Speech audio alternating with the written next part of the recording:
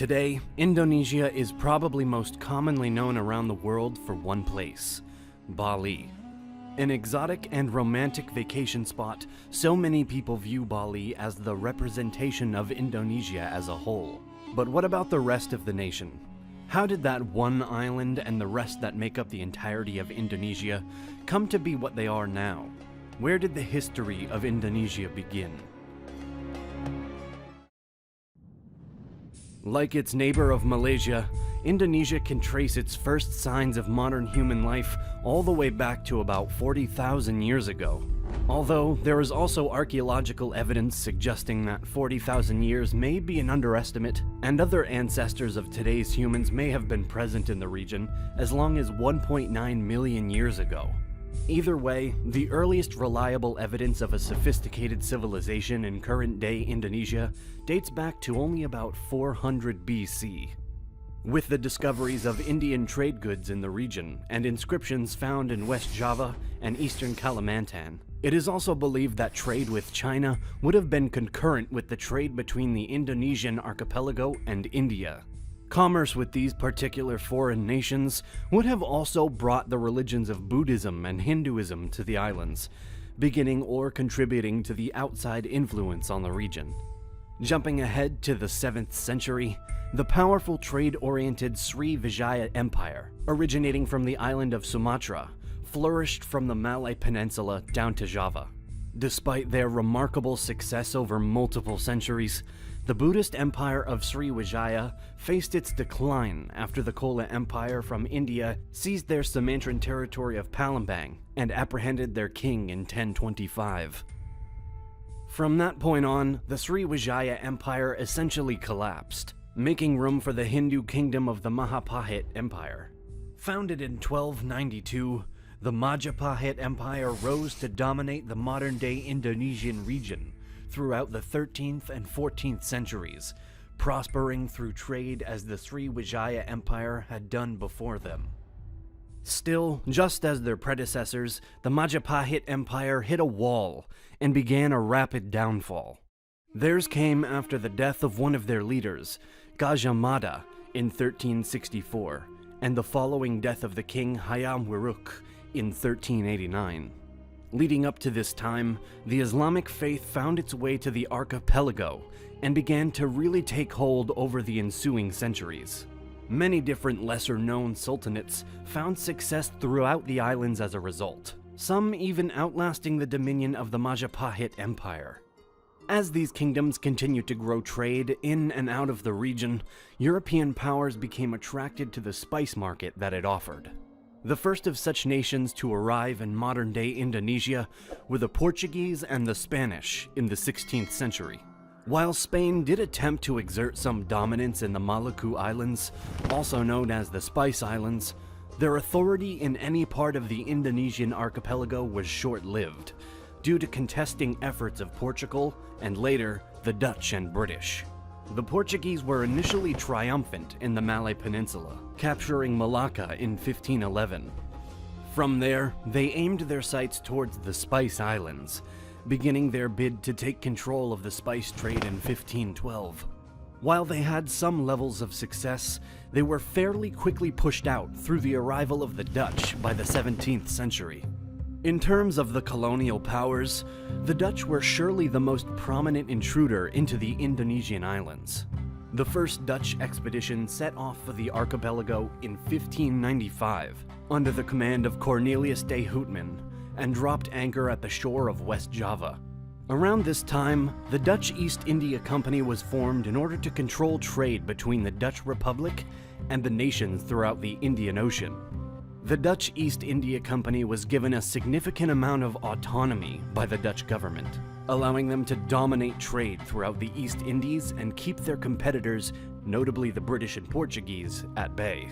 While the original focus of the company was to maintain commercial authority and prosperity, they began to shift their attention as they took control of Java and its neighbors.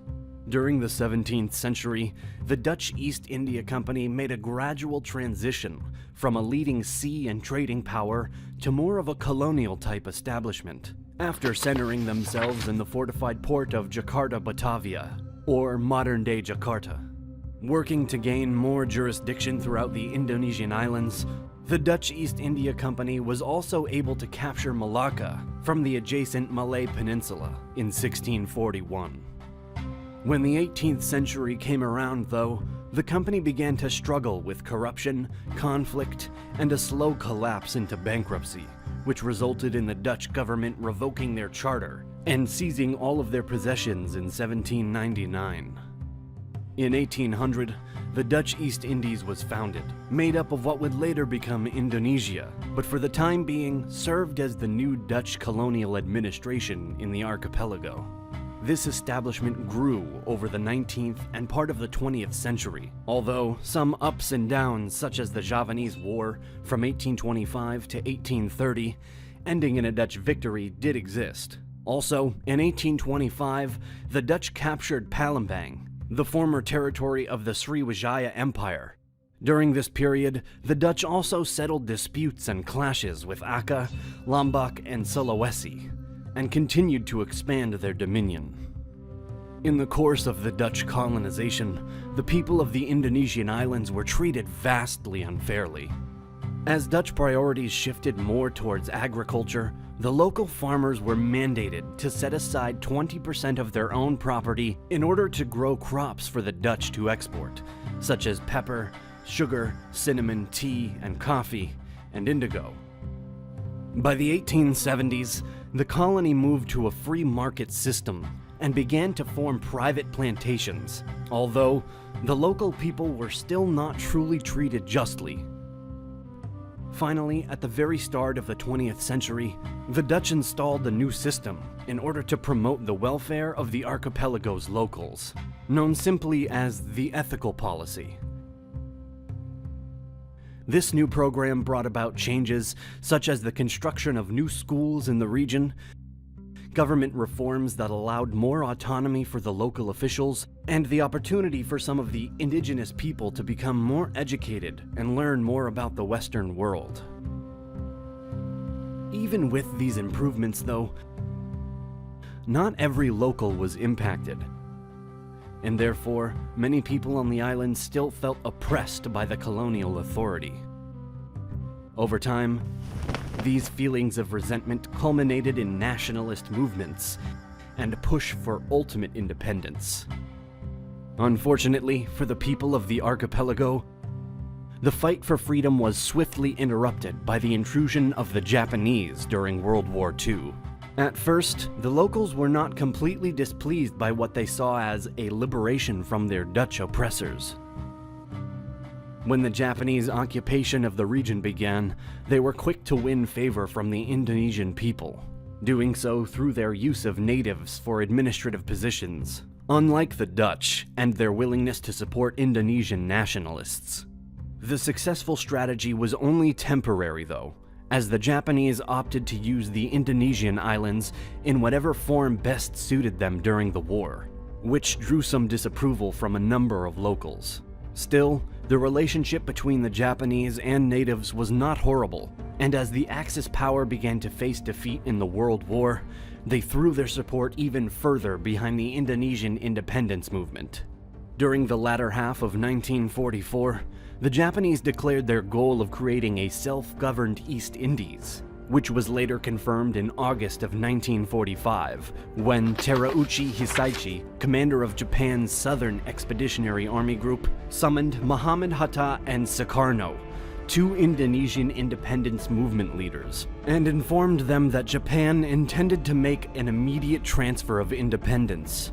The two nationalist men announced Indonesia's independence, declaring it an independent republic, once word was out of the Japanese surrender to the Allied forces on August 17, 1945. The proclamation of an independent republic was not quite so simple, though, and sparked a series of clashes between the Indonesians and the colonizing forces of both the British and Dutch.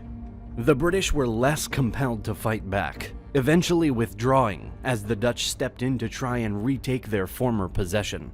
After repeated failures, unsuccessful police actions, and growing condemnation from the far west, such as the US At long last, in the final weeks of 1949, the Dutch recognized Indonesia. The following years marked a time of political and constitutional development, accompanied by agricultural and economic ups and downs as well.